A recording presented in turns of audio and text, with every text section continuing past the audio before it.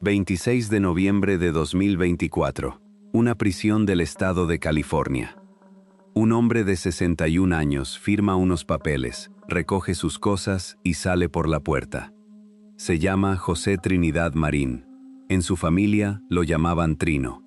Entró en esa prisión en 2006.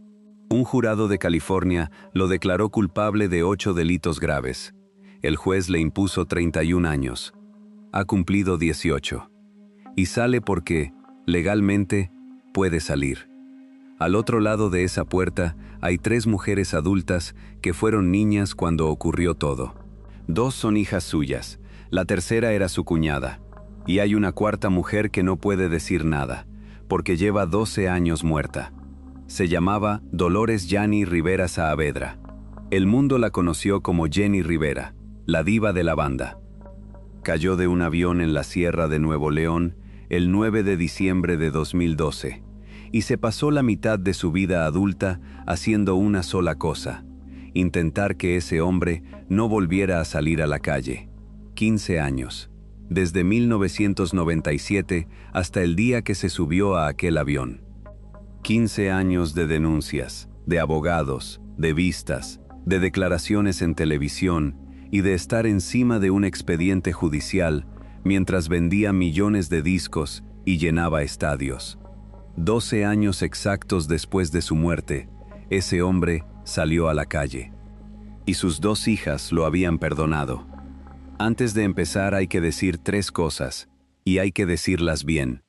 La primera, este expediente no lo destapamos nosotros, lo destaparon ellas. Rosy Rivera lo contó, Chiquis Rivera lo contó, Shaki Rivera lo contó. Han escrito libros, han dado entrevistas, han hablado en televisión durante años. Todo lo que vas a escuchar aquí lo hicieron público las propias víctimas o consta en un expediente judicial de California. Aquí no se está sacando la vida privada de nadie, se está ordenando lo que ellas ya dijeron. La segunda, en este video no se va a describir ni un solo hecho, ni uno. No hace falta y no se va a hacer. Los delitos se nombran exactamente como los nombró el tribunal, y nada más. Y la tercera, que es la más importante de todas, y es la tesis de todo lo que viene. El título dice que hubo un secreto que se cayó, y es verdad que hubo silencio, pero conviene entender de quién era ese silencio y por qué existía. Porque no lo callaron unos adultos protegiendo a un agresor. Lo callaron unas niñas que tenían 8, 9, 10 años y que estaban aterrorizadas. Eso no es un encubrimiento. Eso es exactamente lo que hace el abuso: fabricar silencio. Dicho eso, vamos a revisar 5 cosas. La primera, ¿quién era Jenny Rivera antes de ser Jenny Rivera? Una chica de Long Beach que fue madre a los 15 años y que llegó a ser la artista femenina más importante de la música regional mexicana. La segunda, ¿qué pasó dentro de aquella casa entre finales de los 80 y principios de los 90? La tercera, el día que se rompió el silencio. ¿Cómo, quién y qué hizo Jenny Rivera exactamente en las siguientes 48 horas? La cuarta, los 9 años de fuga. Porque este hombre estuvo 9 años prófugo de la justicia de Estados Unidos. Y lo que hizo Jenny Rivera durante esos 9 años es, probablemente, lo más admirable de toda su vida y lo que menos se cuenta. Y la quinta, el final. El juicio de 2007. Las 2 peticiones de reducción de condena que le denegaron. La salida en 2024. Y el encuentro que una de sus hijas grabó y publicó. Porque el final de esta historia no es el que espera nadie. Y es, con diferencia, la parte más difícil de contar. Empecemos por Long Beach. Dolores Yanni Rivera Saavedra nace el 2 de julio de 1969 en Long Beach, California. Sus padres, Pedro Rivera y Rosa Saavedra, eran mexicanos de Sonora y Jalisco que habían cruzado a Estados Unidos buscando lo que buscaba todo el mundo. Tuvieron 6 hijos. Jenny era la tercera y la única niña durante mucho tiempo, hasta que llegó la pequeña, Rosie.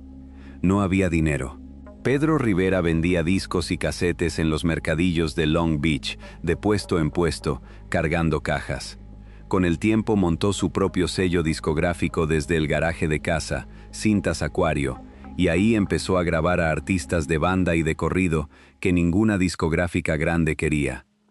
Los hijos Rivera crecieron dentro de eso, dentro de la música mexicana hecha en Estados Unidos, en inglés y en español a la vez, con un pie en cada país y sin pertenecer del todo a ninguno. Y conviene entender lo que era aquel garaje, porque de ahí salió media música regional mexicana moderna. Pedro Rivera grababa a artistas que las discográficas grandes no querían, corridistas, cantantes de banda, gente que hacía canciones sobre cruzar la frontera, sobre trabajar en el campo, sobre echar de menos un pueblo de Jalisco. Público inmigrante cantándole a público inmigrante.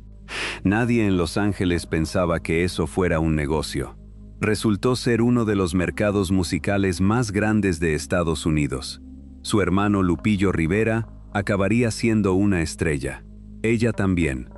Pero primero pasó otra cosa. Jenny Rivera era, según todos los testimonios, una alumna brillante. Sacaba buenas notas. Le gustaba la escuela, tenía planes, y a los 15 años se quedó embarazada. El padre era su novio del instituto, se llamaba José Trinidad Marín, Trino. Jenny terminó el instituto igualmente. Se graduó, siguió estudiando, se puso a trabajar, pero a los 15 años ya era madre, y con esa edad las cosas se decidieron solas. Su primera hija nació el 26 de junio de 1985. Se llama Yanni Marín Rivera. Todo el mundo la conoce como Chiquis. Después llegó Jacqueline, en 1989. Jackie. Y después Michael, en 1991. Se casaron. Vivieron como vive una familia joven sin dinero en Long Beach, apretados, trabajando mucho, con la familia extensa entrando y saliendo de casa todo el rato. Y ese detalle, que parece de relleno, es en realidad el que lo explica todo. En aquella casa no vivía una familia nuclear aislada. Vivía lo que vive en tantas casas de inmigrantes mexicanos en California. Padres, hijos, hermanos pequeños, primos, gente que se queda a dormir, niños que se crían juntos porque los adultos están todos trabajando. Rosie Rivera, la hermana pequeña de Jenny, era prácticamente una más de aquella casa. Se llevaba pocos años con su sobrina Chiquis. Jugaban juntas. Eso es lo que hacía que un adulto tuviera acceso constante y sin supervisión a varias niñas a la vez. Y en esa casa, entre finales de los 80 y principios de los 90, estaba ocurriendo algo que nadie sabía. Volveremos ahí. Jenny Rivera se divorció de Trino Marín en 1992. En ese momento, la razón pública del divorcio era la que suele ser. La relación no funcionaba. Ella misma habló durante años de una relación difícil. Lo otro no se supo hasta 5 años después. Y aquí empieza la parte de Jenny Rivera que la convirtió en lo que fue. Se quedó sola con 3 hijos pequeños. Trabajó vendiendo casas. Trabajó en el negocio de su padre. Trabajó en lo que salía. Y empezó a cantar casi por accidente, grabando en el sello de la familia, en un género, la banda sinaloense, el corrido, la música regional mexicana, que era, y en buena medida sigue siendo, un mundo de hombres. Sus primeros discos, a mediados de los 90, no vendieron prácticamente nada. Tardó casi 10 años en despegar. 10 años cantando en palenques, en ferias, en fiestas privadas, en escenarios donde el público iba a ver a otro. Y hay que explicar lo que era ese mundo, porque si no, no se entiende la dimensión de lo que hizo. La música regional mexicana de los 90 era un negocio de hombres. Los que cantaban eran hombres, los que componían eran hombres. Los dueños de los sellos eran hombres. Los promotores eran hombres, y las canciones se escribían desde el punto de vista de un hombre. Cuando salía una mujer, o cantaba rancheras clásicas, o cantaba baladas. Nadie salía con una banda sinaloense detrás a cantar corridos. Ella lo hizo, y encima lo hizo siendo madre soltera de 3 hijos y sin esconderlo. Y entonces pasó algo que nadie del negocio había previsto. Resultó que había un público enorme, sobre todo femenino, que estaba esperando exactamente lo que hacía Jenny Rivera. Porque ella no cantaba lo que cantaban las cantantes de banda hasta entonces. Cantaba sobre divorcios, sobre maridos infieles, sobre mujeres que se quedaban solas con los hijos, sobre trabajar el doble, sobre beber para olvidar, sobre volver a levantarse. Y lo cantaba con una voz que no pedía perdón por nada. Sus canciones no iban dirigidas a la mujer ideal, iban dirigidas a la que se había divorciado, a la que criaba sola, a la que limpiaba casas en Los Ángeles y mandaba dinero a México, a la que estaba harta.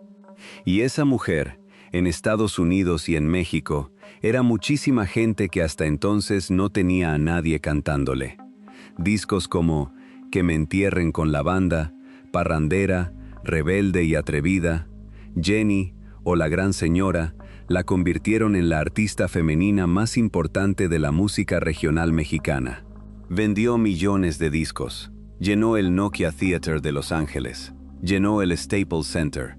Y aquí está la clave de por qué su público la quería como la quería, y es una clave que va a importar mucho al final de este video.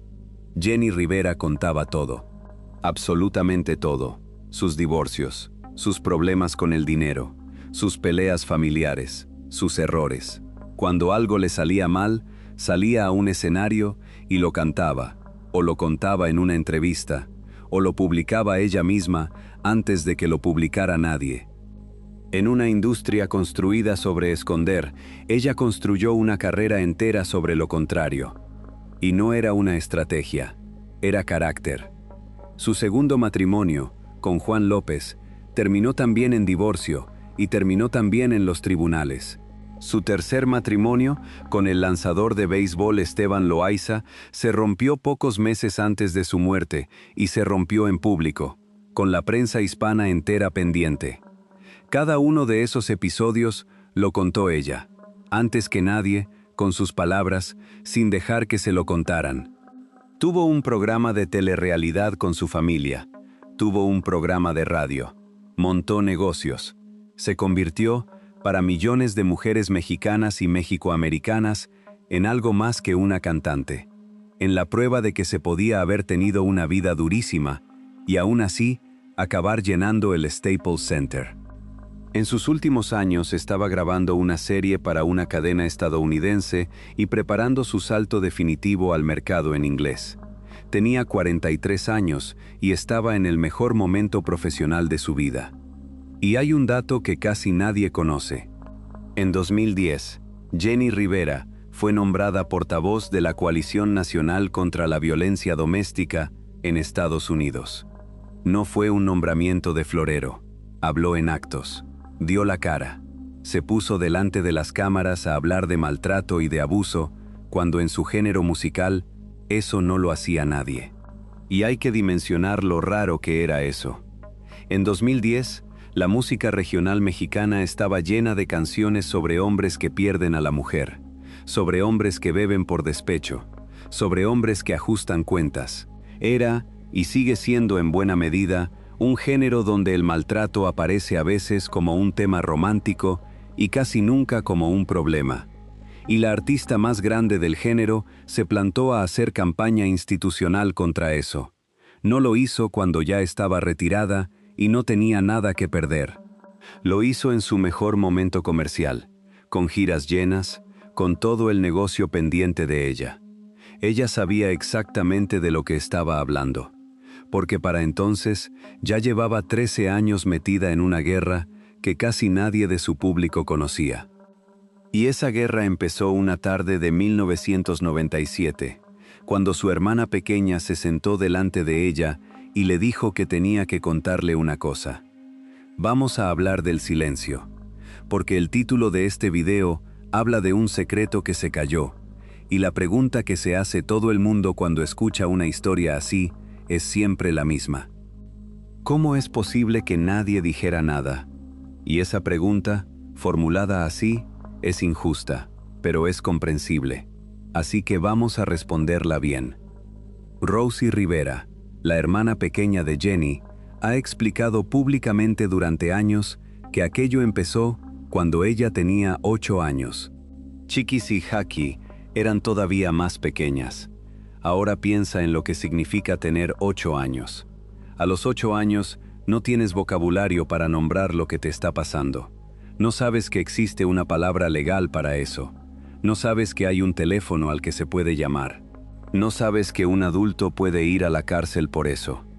Lo único que sabes es que un adulto de tu propia casa, alguien a quien todo el mundo quiere, alguien que está en las fotos, alguien que come contigo todos los días, te ha dicho que esto no se cuenta. Los agresores de menores no actúan por sorpresa. Actúan construyendo. Y lo primero que construyen no es el daño, es el silencio. Lo construyen con confusión, con vergüenza, con la idea de que si lo cuentas se rompe la familia, se enfada mamá, se va papá, todo el mundo se pone triste y la culpa es tuya. Un niño de 8 años no tiene ninguna herramienta contra eso. Por eso hay que decirlo con toda claridad, porque es el punto entero de este video. Aquellas 3 niñas no callaron porque quisieran encubrir a nadie. Callaron porque un adulto se encargó, deliberadamente, de que no pudieran hablar. Y siguieron callando durante años, cada una por su lado, sin saber que a las otras 2 les estaba pasando lo mismo dentro de la misma casa. Eso es lo más cruel de todo el expediente. Estaban las 3, en la misma familia, y ninguna sabía lo de las otras. Mientras tanto, Jenny Rivera hacía lo que hacía: trabajar, criar, estudiar por las noches, discutir con su marido, divorciarse en 1992 por lo que ella creía que eran los motivos por los que se estaba divorciando, sin saberlo. Y aquí conviene detenerse en algo, porque es lo que más daño le hizo a ella durante el resto de su vida. Jenny Rivera se enteró en 1997, 5 años después de haberse divorciado, 8 o 9 años después de que empezara todo. Y a partir de ese día, vivió con una pregunta que no tiene respuesta y que se hacen todas las madres que pasan por esto. ¿Cómo no lo vio? Lo dijo en público más de una vez, con distintas palabras, en entrevistas y en su propio programa, que no se lo perdonaba, que era su casa, que eran sus hijas. No lo vio porque estos casos están diseñados para que no se vean. Ocurren en casa, sin testigos, ejecutados por alguien que tiene acceso legítimo a los niños y que sabe perfectamente lo que está haciendo. Pero eso no consuela a ninguna madre, y a ella no la consoló nunca. Y hay un dato que conviene poner encima de la mesa, porque explica por qué esta historia no es excepcional aunque lo parezca. En la inmensa mayoría de los casos de abuso sexual infantil, el agresor no es un desconocido, no es el hombre del parque, no es el que se acerca en la calle, es alguien de dentro. Alguien que tiene llave de casa, alguien que está invitado a la cena de Navidad y que sale en las fotos. Ese es el motivo por el que estos casos se detectan tarde, se denuncian poco y se prueban con dificultad. Porque denunciarlos no significa señalar a un extraño, significa partir una familia por la mitad. Y significa que la persona que denuncia tiene que estar dispuesta a perderlo todo. Ahora vamos al día en que se rompió. Rosie Rivera tenía 18 años. Ya no era una niña. Llevaba una década cargando aquello sola. Y decidió contarlo. Merece la pena detenerse en lo que significa ese momento, porque es el eje de todo el video. Una chica de 18 años se sienta delante de su hermana mayor y le dice que el hombre con el que estuvo casada, el padre de sus sobrinas, le hizo algo a ella cuando tenía 8.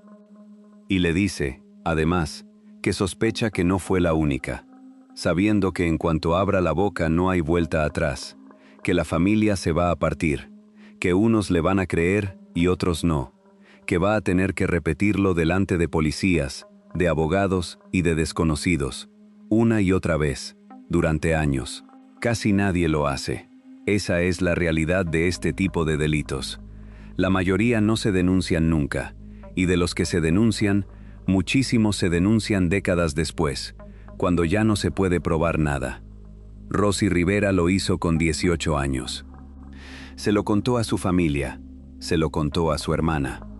Lo que ocurrió a continuación es lo que define a Jenny Rivera como persona, mucho más que cualquier disco de platino. No hubo debate familiar. No hubo un consejo de «vamos a pensarlo». No hubo nadie diciendo «el escándalo nos va a destrozar» o «piensa en el apellido» o «eso es un asunto de casa». Jenny Rivera cogió a las niñas y fue directa a la policía. Denunció al padre de sus hijos.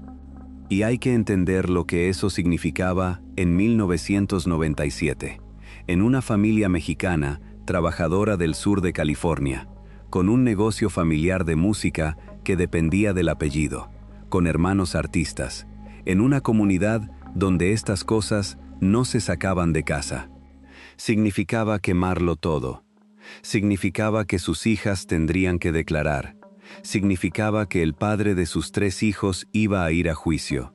Significaba abogados, prensa, vecinos, iglesia y una industria musical entera hablando de ello.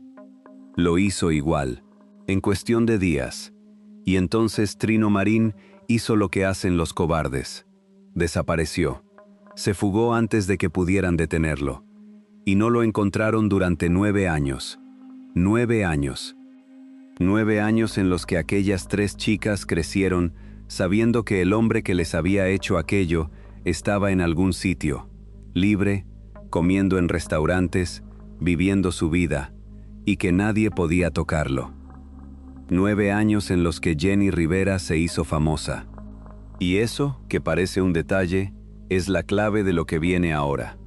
Porque hay 2 maneras de contar la década de Jenny Rivera entre 1997 y 2007. Y las 2 son ciertas al mismo tiempo. La primera es la que se ha contado siempre. Una mujer que empezó vendiendo casas en Long Beach y terminó llenando el Staples Center. Una historia de superación como las que le gustan a todo el mundo. La segunda es la que no se cuenta nunca. La misma mujer, los mismos años, persiguiendo a un hombre. Las 2 ocurrieron a la vez, en los mismos meses, en las mismas semanas. Hubo noches en las que salió a cantar sobre mujeres que se levantan después de haber pasado la tarde con abogados hablando de sus hijas. Porque mientras Jenny Rivera llenaba palenques y vendía discos y salía en televisión, estaba haciendo algo más al mismo tiempo. Estaba buscándolo. Primera capa, los 9 años. De 1997 a 2006, José Trinidad Marín fue un fugitivo de la justicia de Estados Unidos. 9 años es mucho tiempo. Vamos a poner en perspectiva lo que significa. Significa que aquel hombre vio pasar el cambio de siglo en libertad, que vivió el 11 de septiembre de 2001 en libertad, que estuvo casi una década trabajando en algún sitio, alquilando en algún sitio, comiendo en restaurantes, mientras existía una orden de detención con su nombre por 8 delitos graves. Y significa otra cosa peor. Significa que durante 9 años, cada vez que aquellas 3 chicas salían a la calle, existía la posibilidad matemática de cruzárselo. Eso no es una figura literaria. Fue exactamente lo que acabó pasando. Y durante esos 9 años, Jenny Rivera hizo algo que muy poca gente en su posición habría hecho. Usó su fama. En vez de esconder aquel asunto, que es exactamente lo que le habría recomendado cualquier manager, cualquier discográfica y cualquier asesor de imagen del mundo, lo sacó a la luz. Habló de ello en televisión, contó lo que había pasado, dio el nombre, explicó que ese hombre estaba prófugo. Piensa en el cálculo que hay detrás de esa decisión. Una artista en pleno ascenso, en un género conservador, con un público familiar, se sienta delante de una cámara y cuenta que el padre de sus hijas está huido de la justicia por abuso sexual infantil. Eso no vende discos, eso no llena palenques. Eso, En 1999 o en 2002 era lo más parecido al suicidio comercial. Lo hizo porque tenía un objetivo muy concreto, que alguien lo reconociera. Y funcionó. Pero antes de pasar a la detención, hay que quedarse un momento más en esos 9 años, porque son los que explican quién era esta mujer. Un fugitivo aguanta mientras nadie lo busca activamente. Y a un fugitivo de un caso de abuso infantil en Estados Unidos en los años 90, con una familia sin recursos detrás, no lo buscaba prácticamente nadie. Estos casos no se investigan durante años. Se abre el expediente, se emite la orden y se archiva en un cajón a la espera de que el nombre salte en algún control rutinario.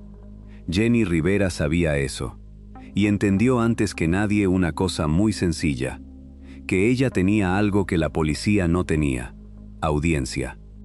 Cada vez que ella contaba aquello en un plató, había 100,000 personas más que sabían cómo se llamaba ese hombre y qué había hecho. Cada programa era, en la práctica, un cartel de búsqueda emitido en horario de máxima audiencia. Ese fue su método durante 9 años. No hubo detectives privados ni grandes operaciones. Hubo una mujer usando lo único que tenía, que era un micrófono, con una insistencia que a mucha gente de su entorno profesional le parecía un error de carrera. Segunda capa, la detención. En 2006, Rosy Rivera lo vio. En un restaurante, sin más. 9 años después, la mujer a la que había agredido cuando tenía 8 años, se lo encontró comiendo en un local público. Avisó. Y aquí entran dos figuras que casi nadie menciona en esta historia y que merecen ser mencionadas. Una fue una seguidora de Jenny Rivera que había visto sus declaraciones en televisión y que aportó información sobre el paradero del fugitivo. El otro fue un exagente del FBI que colaboró en la localización. El sábado 22 de abril de 2006, José Trinidad Marín fue detenido en California. 9 años de fuga terminados porque una artista de música regional mexicana decidió contar en televisión algo que cualquier otra persona habría escondido. Ese es, probablemente, el momento más importante de la vida de Jenny Rivera, y no aparece en ninguna lista de sus éxitos. No hay un premio por eso, no hay un disco de platino por eso, no hay una placa en Long Beach que lo recuerde. En su biografía oficial, en su página de Wikipedia y en la mayoría de los reportajes que se le han dedicado, este asunto aparece como un párrafo. A veces ni eso. Aparece como problemas familiares, 10 años de trabajo, una detención conseguida, 8 condenas y un párrafo. Ahora ya sabes por qué este video existe. Tercera capa, el juicio. El proceso fue duro de una manera muy específica. Porque cuando el caso llegó a los tribunales, la familia del acusado sostuvo públicamente que Jenny Rivera estaba aprovechando la situación para conseguir publicidad. Detente en esa acusación, porque es la más sucia de todo el expediente y porque es la que se usa siempre en estos casos. Se le dijo a una mujer que había denunciado el abuso de sus 2 hijas y de su hermana, que había esperado 9 años a que detuvieran al responsable, que lo estaba haciendo por marketing.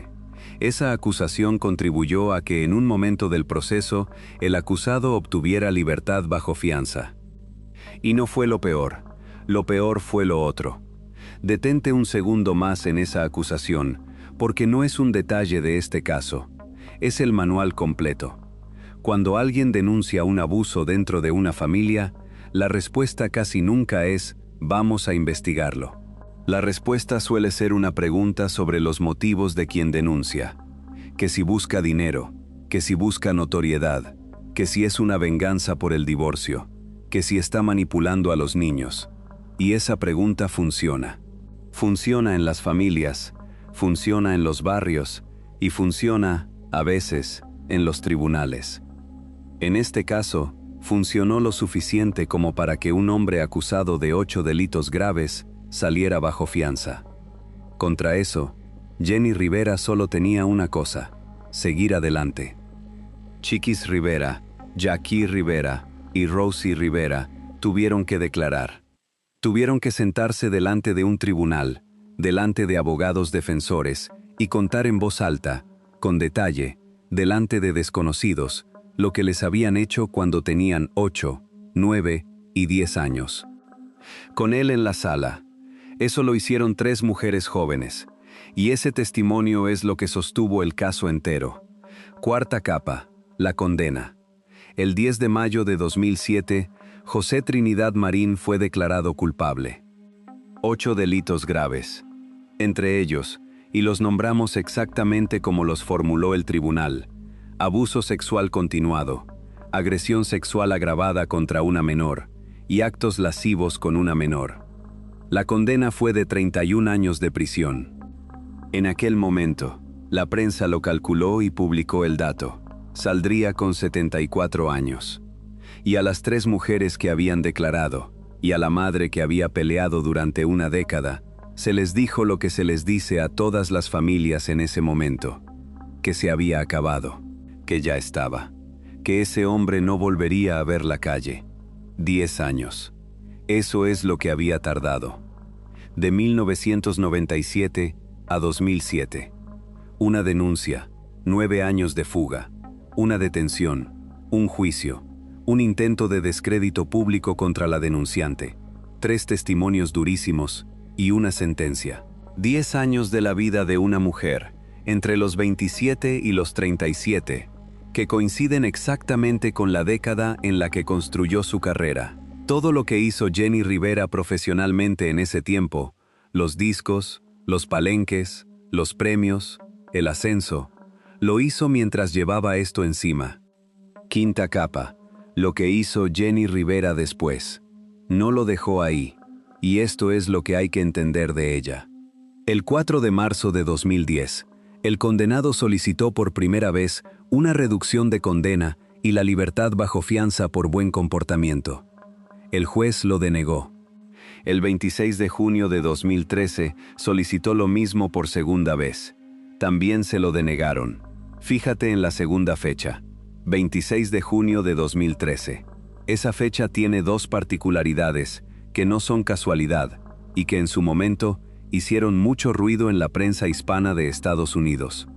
La primera era, día por día, el cumpleaños número 28 de Chiquis Rivera.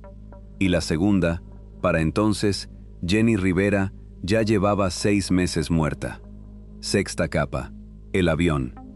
El 9 de diciembre de 2012, un Learjet 25 que había despegado de Monterrey se estrelló en un paraje de la Sierra de Iturbide, en Nuevo León, México. Jenny Rivera acababa de dar un concierto. Iba de camino a otro compromiso. Murieron las 7 personas que iban a bordo. Ella tenía 43 años. Su muerte paralizó a media Latinoamérica y a la comunidad mexicoamericana entera. Fue portada durante semanas. Se llenaron estadios en homenajes. Se vendieron millones de discos más. Se habló de su carrera. Se habló de sus discos. Se habló del avión, de su antigüedad, de los pilotos, de las investigaciones que vinieron después. Y en medio de todo eso, casi nadie se dio cuenta de una cosa: que la única persona que llevaba 15 años vigilando que aquel hombre no saliera de prisión, acababa de desaparecer. Porque eso es lo que hacía Jenny Rivera y nadie lo estaba contando. Cada vez que había un movimiento en aquel expediente, cada vez que se pedía una revisión, cada vez que había una fecha, ella estaba encima, con abogados, con presencia pública, con su nombre, que a esas alturas pesaba mucho. Su nombre en aquel expediente valía algo, y en diciembre de 2012 ese nombre dejó de existir. Séptima capa, y es la que da título a este video. 12 años después de aquel accidente, el 26 de noviembre de 2024, José Trinidad Marín salió de prisión. Había cumplido 18 años de una condena de 31. Salió por buena conducta y por los mecanismos legales de reducción de condena del sistema penitenciario de California. Legalmente, no hay nada que reprochar. Cumplió lo que el sistema determinó que tenía que cumplir. Moralmente, Hay una familia entera que llevaba desde 1997 escuchando que aquel hombre saldría con 74 años. Salió con 61. 13 años de diferencia entre lo que se le dijo a esa familia y lo que ocurrió. Y hay un detalle administrativo que remata todo esto, y que es, quizá, lo más frío del expediente. Cuando se acercó el momento de la excarcelación, quien lo hizo público no fue una notificación oficial ni un comunicado. Fue la propia Rosy Rivera, que en octubre de 2024 avisó en sus redes de que aquel hombre podía salir por buena conducta. La víctima informando al público de que su agresor iba a salir. Un mes después salió. Y salió 12 años exactos después de que muriera la persona que se había pasado media vida, asegurándose de que eso no ocurriera. Y ahora viene la parte que nadie espera. Porque si esta historia fuera una película, terminaría con la puerta de la cárcel cerrándose y un cartel diciendo que las víctimas rehicieron sus vidas. No terminó así. Antes de que saliera, Chiquis Rivera fue a verlo a prisión. Fue ella. Por decisión propia. Lo pidió, se organizó y entró a ver al hombre que la había agredido cuando tenía 10 años. Él le pidió perdón. Y ella lo contó públicamente, en su propia serie documental, con sus propias palabras. Dijo que se sentía orgullosa de sí misma por haber tenido el valor de ir. Y dijo que sentía y veía un cambio en él. Ese material lo publicó ella. No lo filtró nadie. Y hay algo en esa decisión que conviene mirar de frente, aunque cueste. Chiquis Rivera no fue a esa cárcel porque alguien la presionara. No fue por un acuerdo legal, no fue por dinero, no había ningún beneficio en ir. Fue porque quiso, y grabó la visita y la publicó sabiendo perfectamente la avalancha que se le venía encima, porque cualquiera que conozca a ese público sabía exactamente lo que iba a pasar. Es, curiosamente, lo mismo que hacía su madre. Contarlo todo, antes que nadie, con sus palabras. Aunque duela y aunque cueste caro. La reacción del público fue exactamente la que te estás imaginando. Media comunidad la apoyó. La otra media se le echó encima. Y la frase que más se repitió en redes sociales fue la que resume todo el conflicto moral de este expediente. Alguien escribió que Jenny se volvería a morir si escuchara que sus 2 hijas, por las que tanto luchó, estaban perdonando a ese hombre. Y aquí, este canal tiene que hacer algo que no hace casi nunca, que es no opinar, porque no nos corresponde. Rosy Rivera ha dicho públicamente que no se sentiría afectada si él saliera antes de tiempo. Chiquis fue a verlo. Jackie ha hablado también de perdón en sus redes.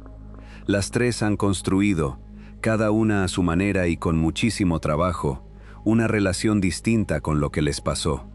Ninguna de las 3 le debe nada a nadie, ni a los que las critican, ni a los que las aplauden, ni a este video. Y merece la pena explicar por qué, aunque incomode. El perdón, en estos casos, casi nunca es lo que la gente de fuera cree que es. La gente de fuera lo entiende como absolución. Perdonar sería decir que lo que pasó no fue tan grave. Quien ha pasado por esto suele explicarlo al revés. Lo explica como soltar, como dejar de cargar con algo que lleva décadas pesando, como una decisión que no se toma por el agresor, sino contra el daño que sigue haciendo 30 años después. Rosy Rivera, que además es una mujer profundamente religiosa y que ha hablado de esto desde la fe, lo ha explicado así muchas veces. Eso no significa que todo el mundo tenga que perdonar. No lo significa en absoluto. Hay víctimas que no perdonan nunca y están igual de en su derecho. Significa solamente que nadie de fuera, ni el público, ni las redes sociales, ni un canal de YouTube, tiene ningún derecho a decidir por ellas. Lo que sí se puede decir, porque es un hecho y no una opinión, es esto. Esas 3 mujeres denunciaron, declararon, sostuvieron un caso durante años, consiguieron una condena de 31 años contra un hombre que había estado 9 años huido. Hicieron absolutamente todo lo que se les pide a las víctimas que hagan. Y aún así, el sistema lo soltó a los 18 años. Y esto merece una explicación, porque es donde está el verdadero fallo de este expediente y no en ninguna de las personas que han salido hasta ahora. Cuando un juez de California dicta 31 años, eso no significa 31 años, significa un máximo. A partir de ahí entran en juego los créditos por buena conducta, los programas de reinserción, los cambios legislativos posteriores y las revisiones administrativas. Un condenado puede reducir su tiempo efectivo de forma muy sustancial sin que nadie tenga que celebrar una vista pública ni avisar a la familia con antelación. Es decir, en 2007, cuando aquella familia salió del tribunal pensando que el asunto estaba cerrado durante 3 décadas, en realidad nadie les estaba garantizando 3 décadas. Les estaban leyendo una cifra que el sistema iba a recalcular después, en silencio, durante los 18 años siguientes. Y cuando llegó el momento, la persona que llevaba desde 1997 vigilando ese expediente ya no estaba viva para enterarse. Que ellas hayan decidido perdonar no cambia esa cifra. Y esa cifra es lo que este expediente tenía que poner encima de la mesa. Ahora, lo que quedó de la familia. Cuando Jenny Rivera murió en aquella sierra de Nuevo León, dejó 5 hijos. El menor tenía 11 años. Y dejó algo más. Dejó un imperio a medio construir, con discográfica propia, negocios, marcas y una carrera que estaba a punto de saltar al mercado estadounidense en inglés. Lo que vino después fue lo que viene siempre, y lo que este canal ha contado tantas veces: pleitos, reparto, acusaciones cruzadas entre hermanos y entre hijos, años de conflicto público por el control del legado. Esa parte da para otro video entero y no es la de hoy. Lo que sí es de hoy es qué fue de las 3. Rosie Rivera, la niña de 8 años que rompió el silencio en 1997, se convirtió después en la administradora del patrimonio de su hermana. Ha escrito, ha hablado en iglesias y en actos públicos sobre lo que le pasó, y lleva años usando su caso para que otras personas se atrevan a contarlo. Chiquis Rivera es hoy una cantante consolidada, con premios propios y con carrera propia, que además publicó un libro donde contó todo esto sin filtros. Jackie Rivera también canta, y también ha hablado de ello. Y hay una cosa que estas 3 mujeres hicieron sin proponérselo, y que es, con diferencia, lo más importante de todo el expediente. Cambiaron una conversación. Antes de que Jenny Rivera se sentara en un plató a decir en voz alta que el padre de sus hijas estaba prófugo por abuso sexual infantil, ese tema no existía en la música regional mexicana, no existía en los programas de la tarde, no se hablaba de ello en las familias. Se decía, eso es un asunto de casa. Se decía, no saques los trapos sucios. Se decía, piensa en el apellido. Ella lo rompió, en horario de máxima audiencia, delante de millones de personas que la tenían como referente. Y hay que decir algo sobre lo que eso significó, porque no es retórica.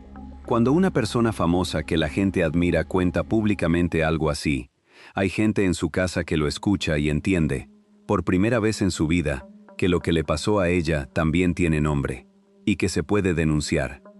No hay forma de medir cuántas denuncias generó eso, pero las generó. Rosie Rivera ha contado durante años que se le acerca gente constantemente, en actos, en iglesias, en firmas de libros, mujeres y hombres adultos que le dicen la misma frase con distintas palabras, que a ellos también les pasó, y que nunca lo habían dicho en voz alta hasta ese momento. Eso es lo que hace un testimonio público. No arregla nada por sí solo, pero le da permiso a alguien para hablar. Y en una comunidad donde el mensaje tradicional había sido siempre el contrario, aguanta, calla, no destroces a la familia, ese permiso vale mucho. Por eso aquel nombramiento de 2010 no era decorativo.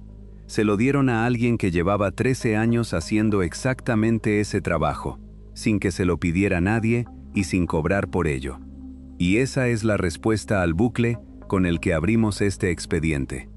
El asqueroso secreto de esta historia no es lo que pasó dentro de aquella casa de Long Beach. Eso no es un secreto, es un delito juzgado, con sentencia firme, con 8 cargos y con nombre y apellido del culpable. El secreto es otro. Es lo que estuvo a punto de pasar y no pasó. Estuvo a punto de quedarse en casa. Como se quedan en casa la inmensa mayoría de estos casos, como se quedaron los de las generaciones anteriores. Sin denuncia, sin juicio, sin condena, con la familia entera sabiéndolo a medias y decidiendo que era mejor no remover. Piensa en tu propia familia extensa, en tu barrio, en la generación de tus padres o de tus abuelos. Piensa en cuántas veces has oído, con distintas palabras, la frase de que con fulano no se dejaba a los niños solos. Dicho así, entre risas incómodas, como si fuera una excentricidad. Nunca se denunció, nunca se juzgó. Fulano murió de viejo, rodeado de gente, y en su funeral nadie dijo nada. Eso ha pasado en millones de familias hispanas, en todas las clases sociales, en todos los países. Lo que hace excepcional este expediente no es que ocurriera, es que se contó. Que este caso no acabara así se debe a 2 decisiones concretas tomadas por 2 mujeres concretas. Rosie Rivera, con 18 años, decidiendo contarlo. Y Jenny Rivera, escuchándolo y yendo directa a la policía sin pararse a pensar en lo que le iba a costar. Vuelve conmigo a esa puerta de prisión de California, 26 de noviembre de 2024. Un hombre de 61 años sale a la calle después de 18 años dentro. Ahora ya sabes quién era. Ahora ya sabes qué hizo. Ahora ya sabes que estuvo 9 años huido y que lo encontraron porque una mujer decidió contarlo en televisión cuando eso le podía costar la carrera. Y ahora ya sabes que la mujer que lo puso ahí dentro llevaba 12 años muerta cuando él salió. Hay una cosa que se dice mucho de Jenny Rivera y que se dice de forma bonita, casi de camiseta, que era una mujer fuerte, que era una guerrera, que era la diva de la banda. Vamos a decirlo de forma concreta. En 1997, una mujer de 27 años, con 3 hijos, sin dinero, sin carrera todavía, en una comunidad donde estas cosas no se sacaban de casa, escuchó a su hermana pequeña, se levantó, cogió a sus hijas y fue a denunciar al padre de sus hijos, sabiendo perfectamente todo lo que se le venía encima. Eso es lo que la hizo grande, no los discos, no el Staples Center, no la portada de las revistas, eso. Y hay una última cosa, que es la que quiero que te quede. Esta historia se cuenta siempre como una tragedia, y lo es. 3 niñas de una misma familia, un hombre que huyó 9 años, una madre que murió antes de ver el final, y un final que además no fue el que le prometieron. Pero mira el otro lado del expediente. Rosie Rivera habló. Jenny Rivera actuó. Chiquis Rivera y Jackie Rivera declararon delante de un tribunal siendo muy jóvenes. Una desconocida que vio un programa de televisión dio el dato que faltaba. Un exagente del FBI se ofreció a ayudar sin cobrar. 5 actos concretos de 5 personas concretas. Sin ninguno de esos 5, ese hombre nunca habría pisado una cárcel. Y fíjate en un detalle de esa lista. Ninguno de esos 5 actos lo hizo una institución. Ninguno lo hizo la policía por iniciativa propia. Ni un juzgado, ni un servicio social, ni un colegio, ni nadie cuyo trabajo fuera detectar estas cosas. Los 5 los hicieron personas normales decidiendo, una por una, hacer algo incómodo. Y por eso el titular de este video, leído hasta el final, dice justo lo contrario de lo que parecía decir al principio. No hubo una familia encubriendo a un agresor. Hubo unas niñas a las que se obligó a callar, una de ellas que a los 18 años decidió hablar, y una madre que hizo exactamente lo que hay que hacer el mismo día que se enteró. Lo que se cayó durante años no fue una complicidad, fue una herida. Se llamaba Dolores Yani Rivera Saavedra. Nació en Long Beach y fue madre a los 15 años. Vendió millones de discos cantando sobre mujeres que se levantan. Y lo más valiente que hizo en su vida no fue cantarlo, fue hacerlo. Si crees que esta historia merecía salir a la luz, suscríbete. En Archivo Prohibido, seguimos abriendo los expedientes que alguien quiso enterrar. Si tú o alguien de tu entorno estáis pasando por una situación así, contarlo es el primer paso. Existen servicios de atención a víctimas en todos los países de habla hispana.